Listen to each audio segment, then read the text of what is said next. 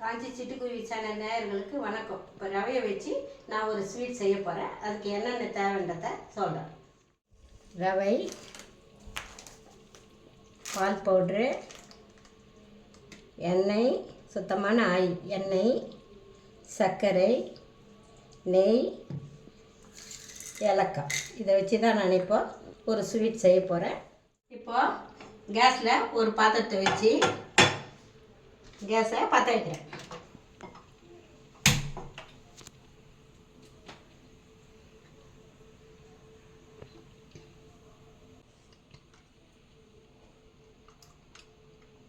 இப்போ பாத்திரம் காஞ்சிச்சு. ஒரு 4 ஸ்பூன் எண்ணெய் ஊற்றுறேன். குழிக்கரண்டியில் 4 ஸ்பூன் எண்ணெய் ஊற்றுறேன். எண்ணெய் ஊற்றிட்டு எண்ணெய் காயிட்டோன்னு ரவையை வறுத்துக்கலாம். இது 100 மில்லி டம்ளர், சின்ன டம்ளர் 100 மில்லி. இந்த டம்ளரில் பாருங்க, 1 200 மில்லி ரவை போடுறேன்.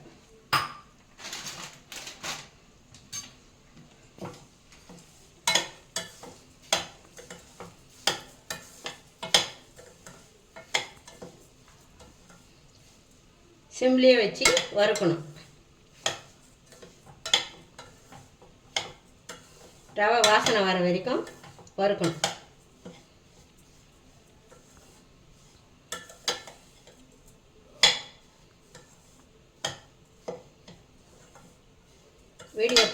வீடியோ போட்டு ரொம்ப நாள் ஆயிடுச்சு. நான் இன்றைக்கி போடுறேன், அதனால் ஸ்வீட் வச்சு ஆரம்பிக்கிறேன்.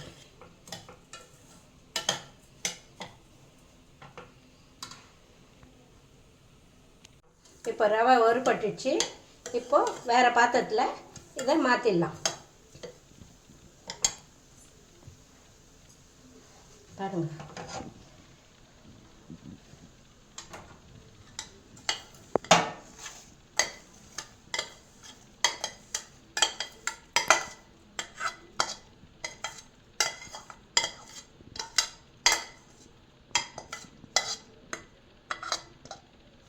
இது இப்படியே ஆறட்டும்.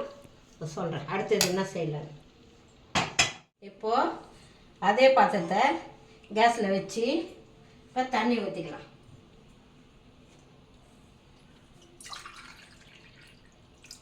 அதே 1 சின்ன டம்ளர்லேயே, அந்த சின்ன டம்ளர்லேயே 2 3 டம்ளர் ஊற்றிருக்கேன். ஊற்றிட்டு கேஸை பற்ற வைக்கலாம்.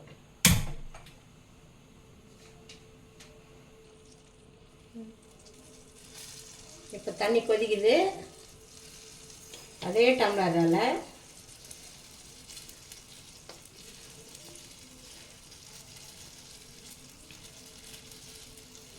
1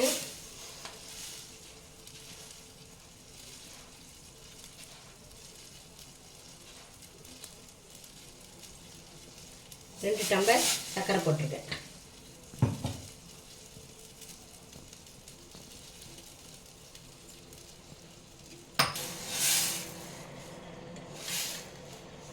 பாருங்கள், சர்க்கரை நல்லா கரைஞ்சி வரணும். உங்களுக்கு இன்னும் கொஞ்சம் தித்திப்பு சாப்பிட்றவங்களா இருந்தால் சர்க்கரை கூட குறைச்சி போட்டுக்கலாம், ஏற்றியும் போட்டுக்கலாம். நான் 2 டம்ளர் போட்டிருக்கிறேன். ஏன்னா பால் பவுட்ரு சேர்க்க போகிறோம், அதனால்.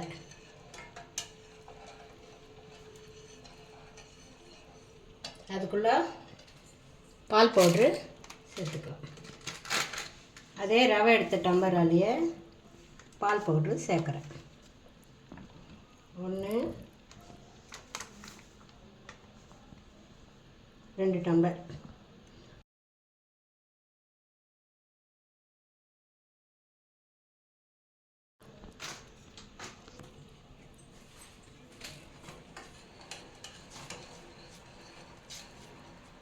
சர்க்கரை நல்லா கரைஞ்சி கொஞ்சம் ஒரு கம்பி பதம் வரணும்.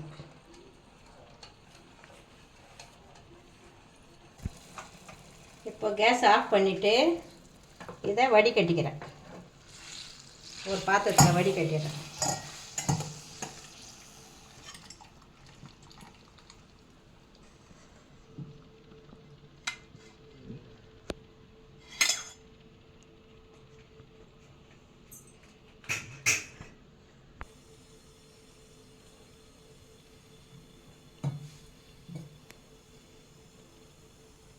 இப்போது மறுபடியும் அதே பாத்திரத்தில் ஊற்றுறேன். எதுக்குன்னா தூசுலாம் இருக்கும், அதனால தான் வடிகட்டிட்டேன் நான் சர்க்கரை.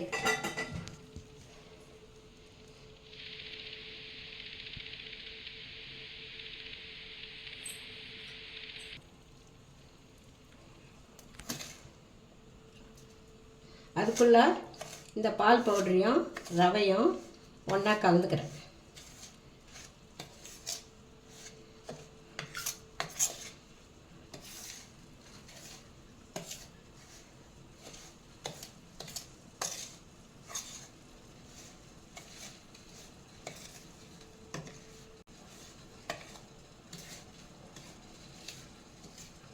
பாருங்கள், ஒன்றா கலந்துட்டேன். ரவையும் பால் பவுடரும் ஒன்றா கலந்தாச்சு. அதுக்குள்ளே சர்க்கரை தண்ணி கொதிக்குது.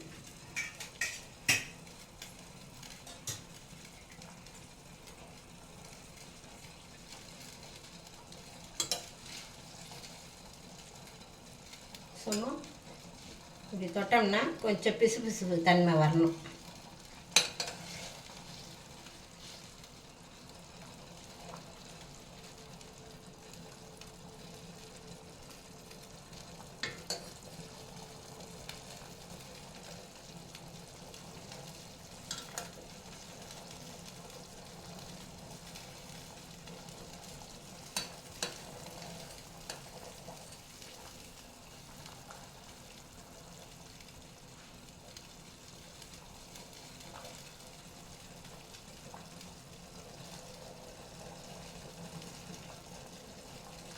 இது பாகுலாம் எடுக்கணும் அப்படின்றதே கிடையாது, நம்ம பயம் இல்லாமல் செய்யலாம்.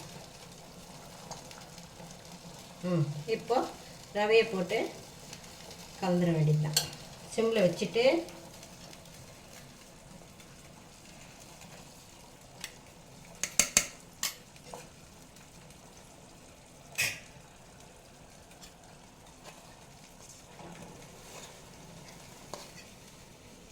கட்டி முட்டி இல்லாமல் கலக்கணும்.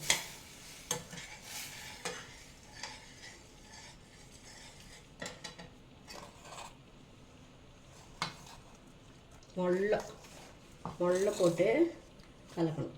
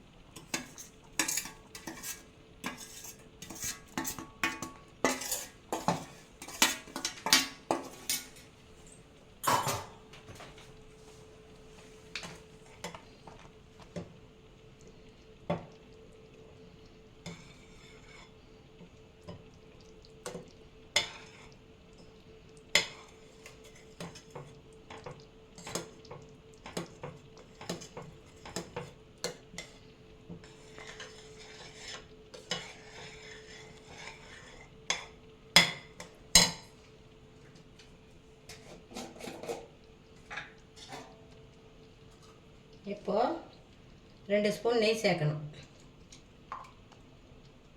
பெரிய ஸ்பூனில் 2 ஸ்பூன் நெய்.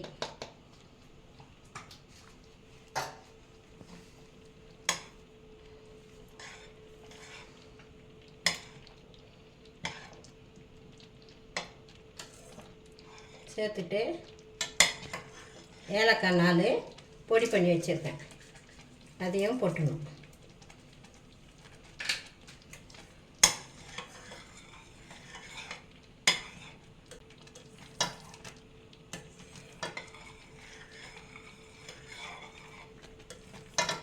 தீ ரொம்ப வைக்கக்கூடாது.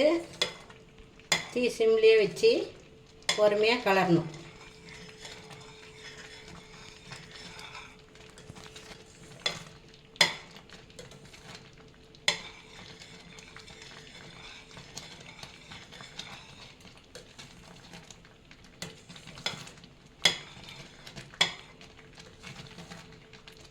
அதுக்குள்ளே ஒரு தட்டில்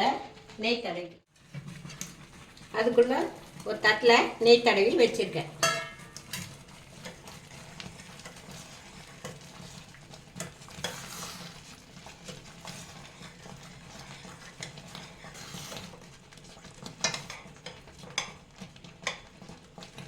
ரவை நல்லா வெந்து வரும்.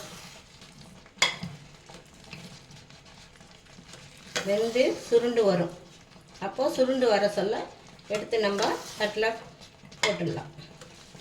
போட்டு ஆறட்டோன்னே அப்படியே ஸ்லேஸ் போட்டுற வேண்டியது தான்.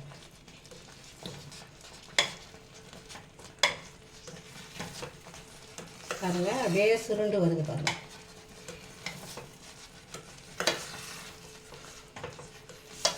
ஒட்டாமல் வருது பாருங்கள்.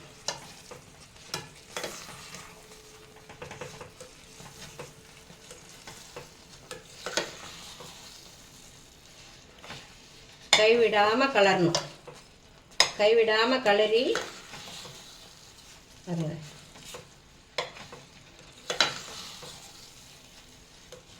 குழந்தைங்களுக்கு இந்த லீவு நாளில் கடையில் போயிட்டு கண்டதை வாங்கி சாப்பிடாம இது மாதிரிலாம் நம்ம செஞ்சு கொடுத்தோம்னா குழந்தைங்களுக்கு ஆரோக்கியமாகவும் இருக்கும். நம்ம வீட்லேயே சந்தோஷமாக குழந்தைங்க சாப்பிட்டு அழகாக இருக்கும். எளிமையான ஸ்வீட்டு.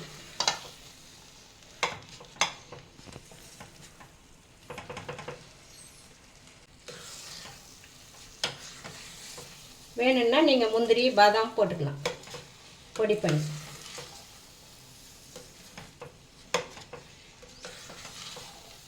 இப்போ பாருங்கள், கேஸ் ஆஃப் பண்ணிடுறேன். இப்போ பாத்திரத்தில் ஒட்டாமல் வருது பாருங்கள். இப்போ வேறு தட்டில் நெய் தடவின தட்டில் மாற்றிக்கலாம்.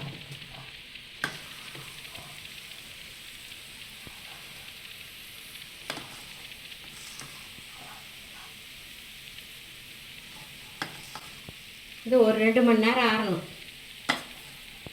2 மணி நேரம் ஆறுச்சுன்னா அப்போது நம்ம துண்டு அழகாக நமக்கு ஏற்ற மாதிரி துண்டு போட்டு சாப்பிட்லாம், குழந்தைங்களுக்கு கொடுக்கலாம். பாருங்கள், ஸ்வீட் ரெடி. இது 2 மணி நேரம் ஆறட்டும். 2 மணி நேரம் ஆறின பிற்பாடு இதை ஸ்லைஸ் போட்டு நான் காமிக்கிறேன். பாருங்கள், 2 மணி நேரம் ஆகிடுச்சு. இப்போது ஸ்வீட்டை கட் பண்ணி வச்சுருக்கேன். பாருங்கள், குழந்தைங்க விரும்பி சாப்பிடுவாங்க. இது நம்ம கடையில் போய் வாங்கிறதுக்கு பதில் நம்ம வீட்டிலே செஞ்சு குழந்தைங்களுக்கு கொடுக்கலாம். காஞ்சி சிட்டுக்குருவி சேனலுக்கு லைக் பண்ணுங்கள், ஷேர் பண்ணுங்கள், கமெண்ட் பண்ணுங்கள், மறக்காமல் சப்ஸ்கிரைப் பண்ணுங்கள். நன்றி.